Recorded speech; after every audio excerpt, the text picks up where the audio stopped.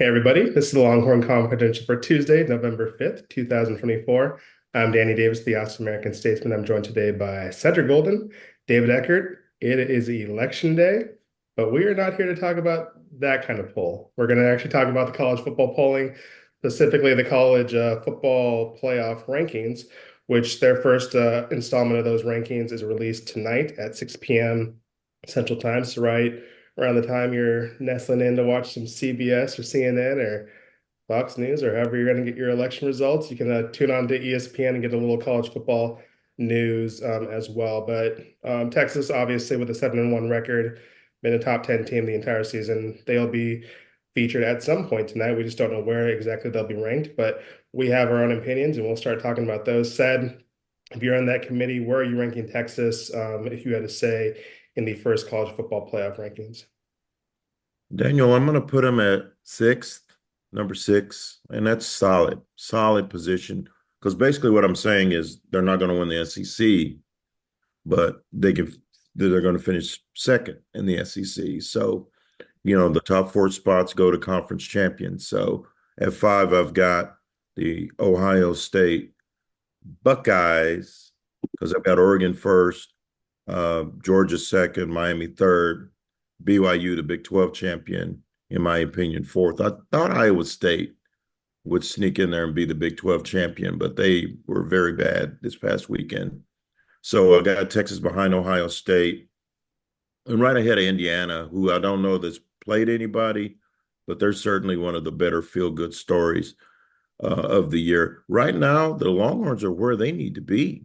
If I told you that they were before the season that they'd be 7-1 after 8 games, and the only loss is to the Georgia Bulldogs, who in many people's minds are the favorite to win a national championship, Sarkisian would have taken that because that means that they didn't really stub their toe at Michigan and they beat the teams they were supposed to beat. So I like where they are right now. There are 4 games remaining or against Florida, Arkansas, Kentucky, and Texas A&M. All 4 of those teams lost this weekend. So the Texas Longhorns going to be favored in their next 4 games. They're in a good spot to make it to the SEC championship game as long as they don't stub their toe in one of these next 4.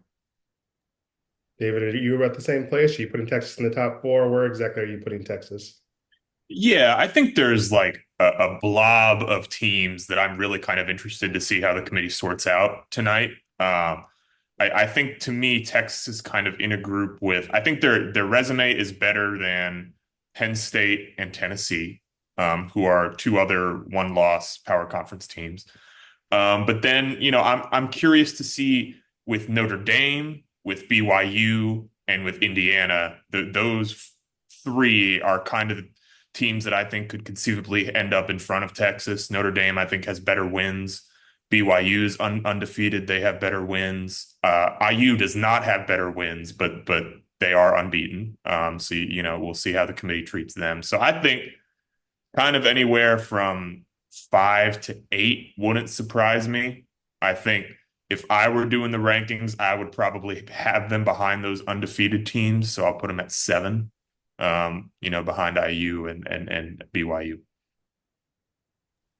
Yeah, I'm really curious about where Indiana gets places because I don't know if you put a third Big Ten team, and I think most people agree that Indiana is the third Big Ten team behind Ohio State and Yeah. behind Oregon. I don't know if you put them above your second SEC team, which I think most people across the board believe Texas is. So I'd be Mhm. interested to see where Indiana goes. You're correct about Notre Dame. They had that really weird loss in the second week of the season to NIU, but they've been playing really well since then. So I think they're probably I would be surprised to see them ranked ahead of Texas. I think Texas slots into that 6-7 spot behind Ohio State. I think they'll be behind them. I think BYU probably gets the four seed just because they're undefeated and probably the favorite right now to be the Big 12 champion. But I would probably put Texas above Indiana right now just because of A, strength of schedule, and B, I'm just not putting a third Big Ten team before my second SEC school, and I think Texas is that second SEC school. But I think You know what, Daniel? Notre Dame's going to have to explain that loss to Husky to NIU.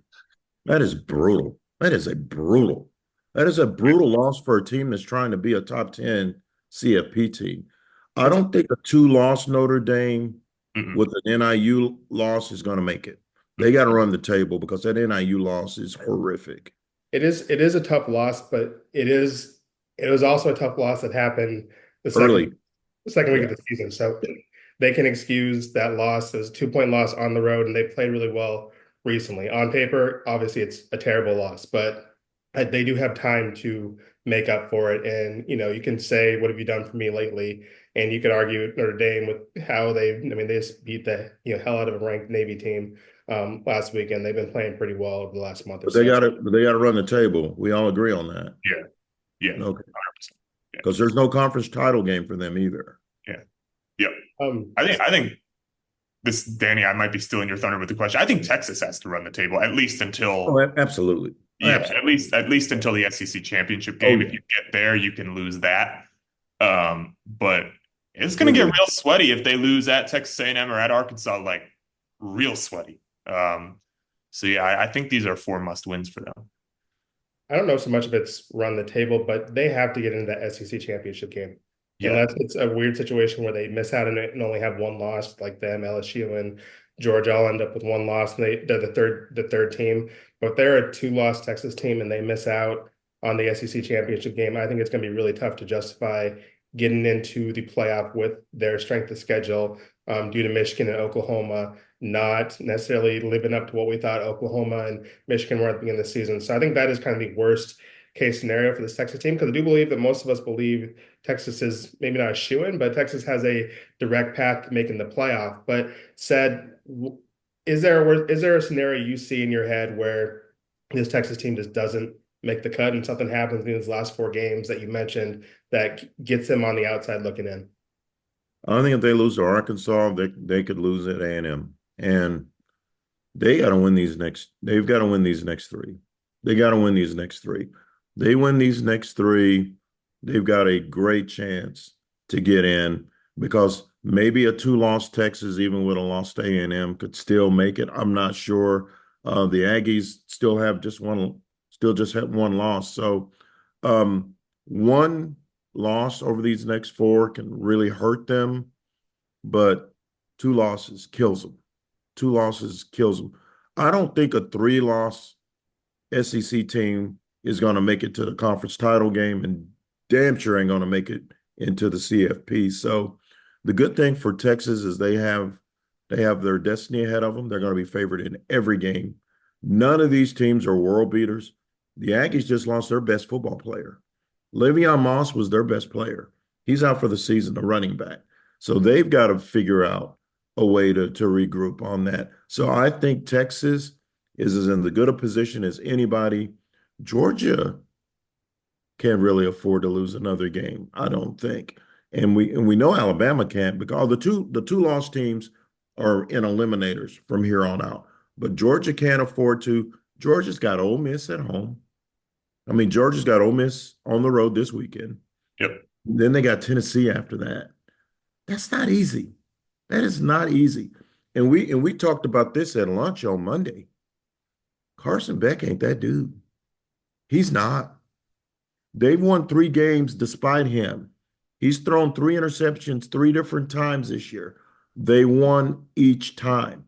There aren't too many teams in America that can eat 3 interceptions and win a football game. So they've got to win despite Carson Beck. And so I'm nervous about having them at number 2 because I do not trust their quarterback. Yeah, the whole SEC is going to be interesting to see how that shapes up. But overall, when you kind of look at the top 5, 6 teams, how many SEC teams do you think should be ranked among the top 12? We'll just talk about tonight, maybe not in a month or so from now, but as far as when tonight's rankings get out, David, we'll start with you. How many SEC teams are you putting in that top 12? Yeah, that's a good question. I think if the question is how many SEC teams are among the 12 best teams in the country, I think it's 7. I don't think 7 deserve to be in the top 12 tonight. To me, those are 2 different questions, right? But if you're looking at it, let me just pull this up so I can reference it here. I mean, obviously Georgia, obviously Texas, obviously Tennessee, Alabama, sure. Really, I think it's going to be 4. I think it's going to be 4.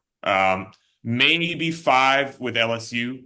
But I think you end up with 4. I'm in the same boat. I think you put 4, you maybe give LSU that 13, so that LSU Alabama matchup means a little bit. And I think right now A&M's on the outside looking in with some work to do. Obviously, they can get there if they win out and especially beat Texas on the 30th. But I think right now you have 4 SEC teams, which is more than enough. I mean, the Big Ten will probably have 4 teams, and you have your Big 12. They're probably only going to get just BYU. I think That's it. Colorado and Iowa State are. Whoever wins it, whoever wins it, whoever wins it. Which I think is going to be interesting too. If you get like a one-loss Iowa State team in the Big 12 championship game and they lose to a BYU, does Iowa State sneak in to that as like a 12 seed? Does an SMU, if they lose to Miami in the ACC championship game, can they sneak in as a 12 seed, or is there just going to be so much SEC love that you had to win your conference championship in order to get in? I think that's going to be interesting down the road. But Seth, how many SEC teams do you have in the mix? I got 4. I got 4. I got Texas. I got Georgia. I got Tennessee. And I think LSU is they play so dumb. They are so dumb. And they're gonna mess up. They're gonna mess up and they're gonna lose a game they shouldn't. They shouldn't have lost to the Aggies. They're poorly coached. They just are. Yeah. They just are dumb. And I think I would go Alabama over LSU. I just think Alabama plays smarter. They're not as talented as they've been in the past, and they're not as dynamic defensively. But I think that they will play smart enough to win that game. So I got 4. I don't think more than one Big 12 team's going to get in. Not a great year for the Big 12. Not a great year. And if I'm an SMU fan, they got a shot. They got a shot. Their schedule's friendly. They got a shot. So I'm going to go 4. I'm going to go 4 Big Ten, 4 SEC right now, but it wouldn't be surprising if it came down to 3 SEC teams if LSU beats Alabama. No love for Coach Prime here on this podcast. Sorry, Dion. Don't see it. I don't see it, fam. I don't see it. Prime's doing well. I just don't see 2 teams from that league getting in. He'd be good for stories. He's good for media, but Yep. Yeah, I think they're going to lose to somebody. They're going to lose another game, and that's going to be it for them. And plus, they got to explain away how they got murdered by Nebraska. They got to explain that away. Yeah, they gotta win. They gotta win the conference. They got to win the conference. Yeah. Which is possible after. And if it's over BYU, Yeah. they get in instead of BYU. And maybe a 1-loss BYU's got a better chance than a 2-loss Colorado for sure. Oh, well, that's going to do it for us as far as talking the college football rankings. Those will be released 6 o'clock Central Time, so we can find out where Texas is. There's 4 more rankings after that before the final. The bracket's actually released on the 8th, which is a Sunday, the day after Championship Sunday. So long ways to go, but this is going to give us something to talk about during the first week of November. But there's plenty of going on around campus today. We went through this whole podcast and actually talk about the football game going on this weekend. Florida comes to town on Saturday, 11 o'clock kick. Florida's 4-4, 2-3 in SEC play. That is an ABC broadcast.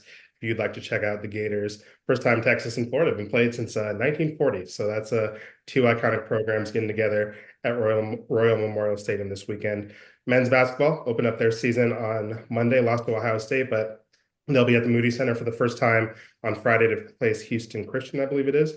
And then the women open up against Southeast Missouri State on Sunday. That'll be their first game of the season.